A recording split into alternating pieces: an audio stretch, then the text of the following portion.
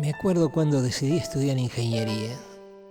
Recuerdo el día en que me inscribí en la facultad, en mi facultad. Caminé esos pasillos, transité esas aulas, al igual que miles de ingenieros con quienes integramos la comunidad tecnológica. Fue hace tanto tiempo, 42 años, toda una vida. Y sin embargo, sigo sintiendo la pasión que tuve de estudiante, la misma que me acompañó durante toda mi carrera. Es esa misma pasión la que hace que me sienta orgulloso al volver.